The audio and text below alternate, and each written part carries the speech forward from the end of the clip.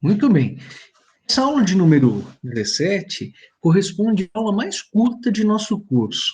É uma aula que dura pouquíssimos minutos, mas, na verdade, me parece efetivamente importante percorrê-la, uma vez que nós estamos aqui diante de um assunto que vai retomar considerações que eu desenvolvia com vocês na aula de número 12, logo quando nós adentramos o segundo semestre, eu tive a oportunidade de fazer análise do artigo 104 do Código Civil, aquele primeiro artigo do segundo semestre, aquele que, por ação, meu Deus do céu, são requisitos de validade do negócio jurídico, né? A validade do negócio jurídico requer, inciso primeiro, agente capaz, inciso segundo, objeto lícito, possível, determinado ou determinável, inciso terceiro, forma prescrita ou defesa em lei. Quando eu fazia análise desse artigo, logo no começo das nossas conversas, eu falava a respeito dos fatos jurídicos em sentido amplo e das diversas modalidades que integram essas categorias. Então, aquelas mesmíssimas considerações que eu já desenvolvia naquela oportunidade, eu acabo retomando aqui a propósito da análise do artigo 185 do Código Civil. Vejam que interessante, né? Temos apenas, tão somente um único artigo, cuja leitura eu vou promover agora em jeito de retomada. Aos atos jurídicos lícitos, que não sejam negócios jurídicos, aplicam-se, no que couber, as disposições do título anterior. Bom, não sei se vocês se recordam, mas nós dizíamos no começo do segundo semestre que as normas jurídicas são compostas de duas partes, a primeira parte chamada de suporte fático, a segunda parte chamada de consequente jurídico, e no momento em que nós nos deparamos com o perfeito preenchimento no âmbito fenomênico dos elementos apontados pela norma jurídica como sendo necessários à sua incidência, forma-se o chamado suporte fático suficiente e a norma jurídica incide, desde que todos os elementos previstos em abstrato na norma se verifiquem presentes na realidade concreta. E a partir dessas circunstâncias, tendo a norma jurídica incidido sobre aquele dado de realidade, o dado de realidade passa a ser chamado fato jurídico e tem a aptidão de gerar consequências relevantes para o direito. Esses fatos jurídicos, assim considerados no sentido amplíssimo, como toda e qualquer espécie de situação apta a ensejar consequências relevantes para o direito, esses fatos jurídicos em sentido amplo podem ser segregados em várias categorias. A primeira segregação que se faz é aquela que separa os acontecimentos da natureza, que não pressupõem qualquer sorte de intervenção humana, e os comportamentos humanos. Então, nós vamos nos deparar, de um lado, com os chamados fatos jurídicos em sentido estrito, os eventos, os acontecimentos naturais, como o terremoto, como uma chuva, como o infarto que acaba sofrendo, como a superveniência do meu aniversário, com a modificação eventual da minha posição jurídica, da minha situação jurídica de incapaz em plenamente capaz. Todas essas espécies de ocorrências não pressupõem nenhuma sorte de intervenção humana, nenhuma espécie de comportamento humano para que os efeitos jurídicos se desencadeiem. E, por isso, acabam sendo chamadas de fatos jurídicos em sentido estrito. Os atos jurídicos, por sua vez, se diferenciam dos fatos por pressuporem comportamentos ou condutas humanas. Só que esses comportamentos ou condutas humanas não serão recebidos pelo direito necessariamente da mesma forma.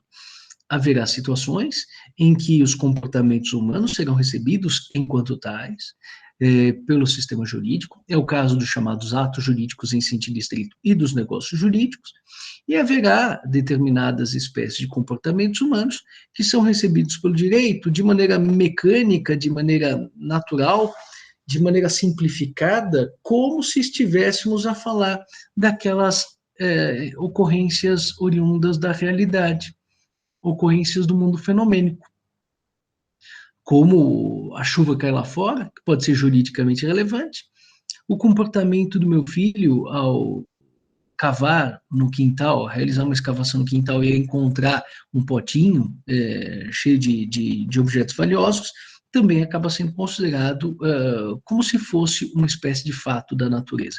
Como se fosse, não é um fato da natureza, corresponde a um comportamento humano, mas que não acabará sendo segregado dos fatos da natureza em virtude da sua origem. Essa origem humana não acaba sendo um elemento diferencial com relação a essa dinâmica que separa os planos da existência e o plano da eficácia. O plano da existência como porta de entrada de um determinado acontecimento para o mundo jurídico, e plano de eficácia, que acaba sendo aquele que justifica o que de jurídico, né, com a produção de direitos, deveres, pretensões, obrigações, ações, exceções e assim sucessivamente. Vejam que no rodapézinho, né, na parte final desse primeiro slide, se fala que, com relação aos atos jurídicos em sentido amplo, nós vamos encontrar, de um lado, os chamados atos-fatos, quando a conduta humana é equiparada à ocorrência natural, com o predomínio da atuação sobre a vontade do agente.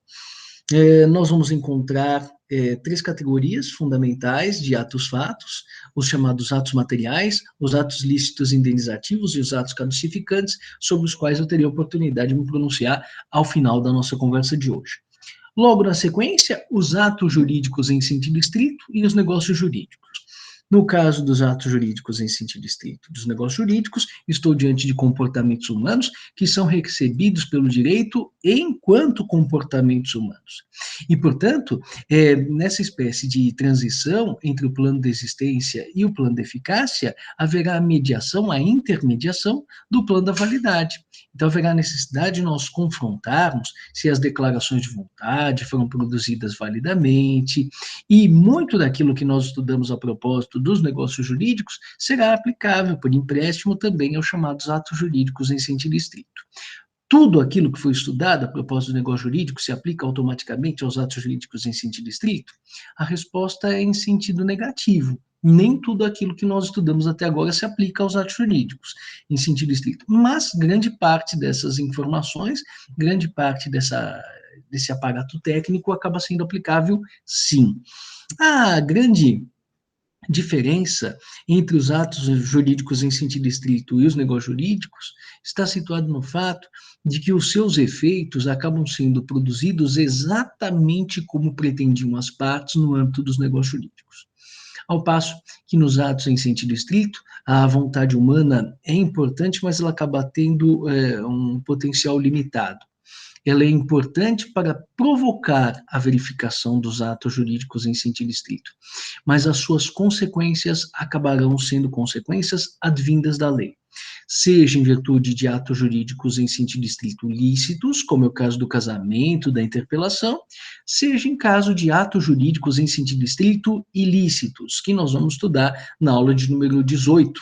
Mais especificamente, nós veremos ainda nessa semana que, quando ocorre uma colisão de veículos automotores e um sujeito acaba aborroando o veículo da frente, a obrigação de indenizar vai surgir mesmo que contra a vontade do sujeito que bateu na traseira do veículo ali. Não haverá necessidade de uma espécie de concordância da parte do sujeito que bateu no veículo com a sua responsabilização. A vontade dele é importante na medida em que, se não houvesse vontade, ele não estaria conduzindo um veículo automotor. Mas a vontade não é necessária, no sentido de que os efeitos por ela desejados venham a ser costurados graças à interseção das normas jurídicas. Então, os atos jurídicos em sentido estrito pressupõem discernimento, pressupõem consciência, pressupõem vontade, mas os seus efeitos acabam derivando da vontade, sobretudo do legislador. No âmbito dos negócios jurídicos, a vontade pode mais, ela não apenas suscita a verificação, a incidência das normas jurídicas em virtude da sua provocação pelos próprios interessados, mas no que diz respeito aos negócios jurídicos, a vontade acaba, inclusive, escolhendo, moldando, acomodando os efeitos de acordo com aquilo que acaba sendo a vontade dos envolvidos, dos declarantes. Então, realmente aqui nós estamos diante de um cenário diferente e que acabou sendo objeto das nossas considerações ao longo das aulas de número 12 a 16. Aula de número 12 sobre disposições gerais atinentes ao negócio jurídico, aula de número 13 sobre representação, aula de número 14 sobre condição, termo e encargo, aula de número 15 sobre defeitos do negócio jurídico e a aula de número 16, sobre invalidade no negócio jurídico. Tudo isso que foi estudado até agora, não sei se vocês se deram conta, exatamente naquele cronograma que eu havia mencionado, né, ao longo de todo o terceiro bimestre e começo do quarto bimestre, tudo isso esteve concentrado na análise do negócio jurídico, que corresponde à pedra de toque do nosso curso. Todavia, nesse artigo 185, uma única disposição, o legislador diz que tudo aquilo que nós estudamos a propósito dos negócios jurídicos se aplica também às demais categorias lícitas, sejam os fatos jurídicos em sentido estrito, sejam os atos jurídicos em sentido estrito, sejam os atos-fatos também abrangidos pelo artigo 185. Bom, eu tive a oportunidade de dizer a vocês que os comportamentos humanos, eles podem ser comportamentos conformes ao direito ou comportamentos contrários ao direito. E a diferença entre comportamentos lícitos ou ilícitos está vinculada à conduta do legislador diante da sua ocorrência. Quando nós estamos diante de comportamentos lícitos, mas juridicamente relevantes, os efeitos criados pelo legislador são efeitos normalmente positivos, que agradam a quem pratica a conduta.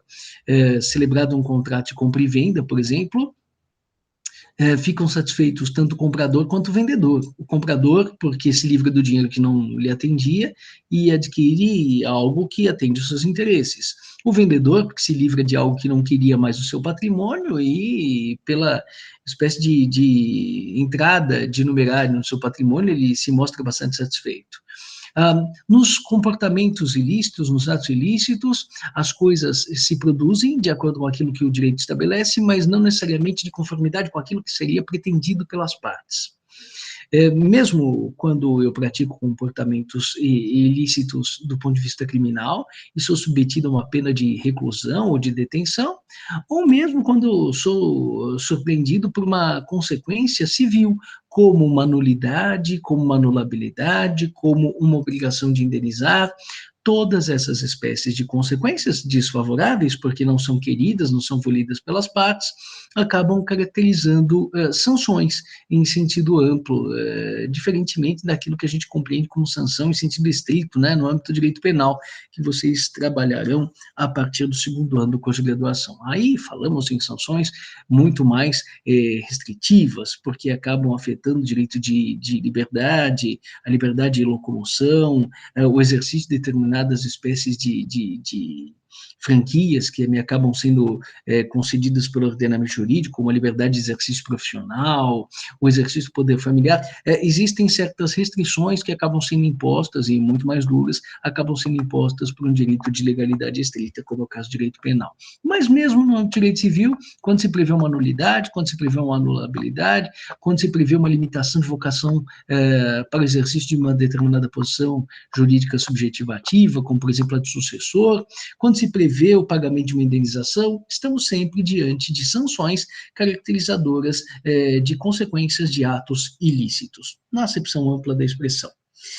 O negócio jurídico, dizia a vocês também, lá na aula de número 12, há alguns meses, ele é o instrumento por excelência para o exercício da chamada autonomia privada. Autonomia vem de autônomos, regulamentação, ordenamento, oriundo do próprio sujeito, mas privada. E eu dizia a vocês que a autonomia privada nos confunde com a autonomia da vontade. Porque na autonomia da vontade, eu exerço as minhas liberdades sem dar contas a quem quer que seja, sem que quaisquer restrições possam impender sobre a minha liberdade, sem que esta noção de liberdade venha a ser desnaturada. Então, se eu quisesse oferecer um rim em garantia de uma dívida, poderia fazê-lo, de acordo com a autonomia da vontade. Hoje em dia se percebe que eu posso exercitar a minha capacidade de autonormação, de autorregulação, autônomos, observados os limites estabelecidos pelo próprio legislador, seja no âmbito do direito de família, seja no âmbito do direito das sucessões, seja no âmbito do direito das obrigações, direito das coisas, e também no âmbito da parte geral, no que diz respeito aos chamados direitos da personalidade. Posso dispor, desde que o legislador permita que assim eu acabe me pronunciando. E no que diz respeito, então, a essa ordem de ideias já exposta, nós podemos ver que tudo aquilo que foi trabalhado nas sessões anteriores, desse título devotado aos negócios jurídicos, tudo aquilo que foi estudado até agora, dos artigos 104 a 160, a 184, tudo pode ser praticamente aproveitado aos chamados atos jurídicos em sentido estrito. O que é que não pode ser aproveitado? Não pode ser aproveitada a temática atinente à condição termo em cargo. Disposições gerais pode ser aproveitada aos atos jurídicos em sentido estrito. Representação, defeitos no negócio jurídico, invalidar negócio jurídico. Uma interpelação, um casamento, pode ser nulo, pode ser anulável, pode ser contraído o matrimônio sob coação, sob erro, pode haver a nomeação de um procurador para que haja esse tipo de ato jurídico. A única coisa é que, como os efeitos acabam sendo aqueles produzidos por determinação do próprio legislador, a customização ou a modulação desse tipo de ato é inadmissível. Tanto que no comecinho da aula de número 14, eu dizia a vocês, nos primeiros slides, que há algumas categorias chamadas de atos puros, atos relacionados a direitos que não admitem, sem compatíveis com noção de incerteza, direitos de personalidade, atos típicos, direito de família, atos fatos e atos jurídicos em sentido estrito. Essas categorias de atos puros não admitem condicionamento, não admitem estarem atreladas a termo ou a encargo, mas a sua incompatibilidade maior acaba sendo com a própria condição. Por isso, então, nós dizemos que tudo aquilo que foi estudado entre os artigos 121 e 137 do Código Civil não pode ser emprestado, não pode ser aplicado aos chamados atos jurídicos em sentido estrito. Só aquele capítulo relacionado à condição termo em cargo. O mais, em linha de princípio, não haverá nenhuma espécie de problema. Com relação aos atos fatos, eles se subdividem em três categorias fundamentais. De um lado, nós vamos encontrar os atos materiais. De outro lado, vamos encontrar os atos lícitos indenizativos e, por fim, os atos caducificantes. Os atos caducificantes são aqueles que estão vinculados à superveniência de um determinado prazo para que uma prerrogativa subjetivativa venha a ser mutilada. Eu não vou falar dos atos caducificantes agora, não é por uma preguiça, não, porque tempo, aliás, nós temos. Mas é porque essa matéria vai ser abordada na aula de número 19, quando eu vier a falar a vocês sobre prescrição e decadência. Então, aí nós vamos ver que a caducidade, a perda, a mutilação de uma posição jurídica subjetivativa em virtude da inércia prolongada de alguém, acaba ali tendo um tratamento oportuno. Nós também teremos a oportunidade de estudar, a partir do nosso próximo encontro, na aula de número 18, os atos ilícitos e as consequências ordinariamente atribuídas aos atos ilícitos. Mais especificamente, a obrigação de indenizar, a chamada responsabilidade civil. E vocês terão a oportunidade, então, de verificar comigo, a propósito de uma análise incidental que eu vou fazer do artigo 928 do Código Civil. Esse artigo 928 normalmente é estudado só pelo professor Rodrigo Gago, no quinto ano do curso de graduação, mas eu vou deliberadamente, a propósito de um tema específico da aula de número 18, chamado imputabilidade e responsabilidade, eu vou provocar a análise antecipada do artigo 928 do Código Civil, nós vamos nos pronunciar a respeito de chamados atos lícitos indenizativos. Nós vamos ver que em algumas situações, inclusive também no finalzinho da aula de número 18, quando estiver analisando o artigo 188 do Código Civil, nós vamos verificar que, ordinariamente, a responsabilidade civil, a indenização, pressupõe a prática de um ato ilícito que lhe anteceda, mas, excepcionalmente, pode surgir a obrigação de indenizar, mesmo em virtude da prática de atos lícitos. É o que se verifica na obrigação que a seguradora tem perante mim, em virtude de um sinistro verificado, é o que se verifica na hipótese do fiador que precisa responder ante o garantido em virtude do inadimplemento do afiançado, é o que se verifica em uma série de circunstâncias nas quais não necessariamente está caracterizado um ato ilícito, mas ainda assim a obrigação de indenizar acabará surgindo. Mas isso a gente vai ver na aula de número 18. De modo que das três categorias de atos fatos, aquela que eu gostaria de analisar na aula de hoje corresponde aos chamados atos materiais. E eu não posso negar que eu já abordei esses atos materiais com vocês lá na aula de número 12, quando nós começamos o nosso semestre. Eu dava 3 exemplos a vocês. O do meu filho Andrezinho, que cavocava no quintal da fazenda e acabava encontrando um determinado tesouro. Dava um exemplo também de uma criança que acaba se assenhoreando de um telefone celular, um aparelho que acaba sendo arremessado no meio da via por um interlocutor lá, por um motorista bastante nervoso que recebeu umas notícias ao telefone. E também dava o exemplo a vocês, salvo engano, do meu filho Andrezinho, que pintava obras de arte durante as férias lá na fazenda, e obras essas que eram reconhecidas como valiosíssimas por um especialista no que diz respeito à arte. E eu perguntava, mas o Andrezinho precisa que seu pai esteja ao seu lado no momento em que ele descobre aquele tesouro e se torna titular da metade do bem encontrado? Será que o Andrezinho precisa estar com seu pai ao seu lado no momento em que cria a obra de arte para que se torne titular dos direitos autorais envolvidos naquela criação intelectual? Ou então, será que o representante precisa estar ao lado do absolutamente incapaz quando ele se depara com um objeto abandonado, a chamada res delicta, e que aparentemente não tem dono algum? Será que a criança precisa correr para ser assenhoreada daquele bem? E caso não precise correr, será que ela precisa estar acompanhada do seu representante? E para todas essas circunstâncias, para todos esses exemplos, a gente teve a oportunidade de observar que a resposta era sempre a mesma. Não é necessária a presença do representante, nem para que o Andrezinho se torne titular dos direitos autorais sobre sua criação intelectual, não é necessário que o Andrezinho esteja acompanhado do seu representante para que se torne proprietário do balde com moedas de ouro encontradas no quintal da fazenda, e não é necessário que a criança esteja acompanhada do seu representante legal para que ela se torne proprietária de um celular que tinha sido abandonado e que por ela foi encontrado. Por quê? Porque nessas 3 situações nós estamos diante de comportamentos, de atos fatos, de atos materiais. Nesses atos materiais, o legislador deixa bastante evidente que a externação de vontade é absolutamente relevante.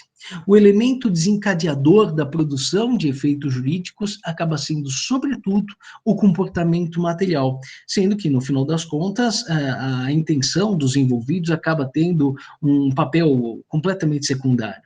Eu vou buscar aqui, junto de vocês, os artigos correspondentes do Código Civil a cada um desses 3 exemplos e gostaria de pedir a vocês que procedam à leitura desses artigos em casa, embora eu vá fazer a leitura desses artigos com vocês ainda agora.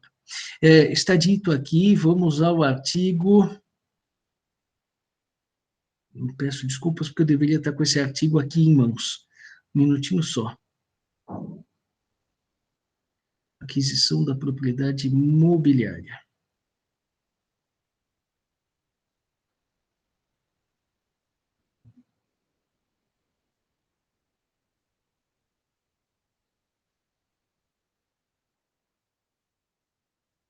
Um minutinho, porque eu estou sem o meu código aqui. Agora eu acabo passando vexame. Da propriedade imobiliária. Aqui. Não, ainda não. Aqui. Puxa vida, hein? Artigo 1264. O depósito antigo de coisas preciosas, oculto e de cujo dono não haja memória, será dividido por igual entre o proprietário do prédio e o que achar o tesouro casualmente. A palavra achar evidencia que nós estamos aqui diante de um comportamento humano, tomado em consideração à vista da sua materialidade. Não há necessidade de qualquer espécie de consciência, de qualquer espécie de vontade dirigida à produção de efeitos jurídicos. Então, grifem esse achar do artigo 1264 do Código Civil, que evidencia que nós estamos diante de um ato-fato, de um ato material. No que diz respeito à ocupação do telefone celular, 1263. Quem se assenhorear de coisa sem dono para logo lhe adquirir a propriedade, não sendo essa ocupação defesa por lei. Aqui não se busca que aquele que adota uma conduta juridicamente relevante tenha antevisão dos efeitos que serão produzidos à custa daquela manifestação de vontade. Não, o legislador se contenta com a produção de um comportamento material, quem se assenhorear. Esse assenhorear, assim como o achar do artigo imediatamente posterior, eles são bastante relevantes para evidenciar que nós estamos diante de um ato-fato, de um ato material. O 1269, no que diz respeito à especificação, né, o Andrezinho, que acaba produzindo sua obra de arte. Aquele que, trabalhando em matéria-prima em parte alheia, obtiver espécie nova, desta será proprietário se não se puder restituir a forma anterior. O verbo trabalhando, desde que a pessoa trabalhe a matéria-prima em parte própria, em parte alheia ou inteiramente alheia, se tornará o trabalhador legítimo proprietário do objeto por ele especificado. Então, nessas três espécies de exemplos, né, dos artigos 1263, 1264, 1269, nós vamos verificar que o comportamento humano é mais importante do que qualquer sorte de intenções para que os efeitos jurídicos acabem eclodindo. E por isso, estamos aqui diante de atos-fatos, atos materiais. 1263, 1264 e 1269. Nós teremos ocasião de, na aula de número 18, falar a respeito de chamados atos lícitos indenizativos e na aula de número 19, falar dos atos jurídicos caducificantes. De modo que essas outras duas categorias de atos-fatos eu vou deixar para um momento futuro para que venham a ser abordadas. Bom, com relação a essa aula de número 17, era isso que eu gostaria de falar a vocês. Eu estou dando uma olhadinha aqui no chat, mas em linha de princípio parece que não existem dúvidas. Se vocês tiverem quaisquer espécie de dúvidas, por gentileza, lancem mão no microfone, ou então lancem mão da câmera ou do chat, ou encaminhem os e-mails de vocês para a minha caixa postal, estevam.pousada@direitosbc.br, com E no começo e no final, ponto Pousada, que é o meu sobrenome, @direitosbc.br. Na próxima sexta-feira, nós nos encontraremos para falar sobre a parte do conceito dos atos ilícitos. Eu vou analisar exclusivamente o artigo 186 do Código Civil nesse nosso próximo encontro. Se vocês puderem fazer a gentileza de proceder à leitura do artigo, vai facilitar bastante o nosso trabalho, tá bom? Então, essa semana, uma semana caracterizada por aulas um pouquinho mais curtas. Alguém ia falar alguma coisa? Não?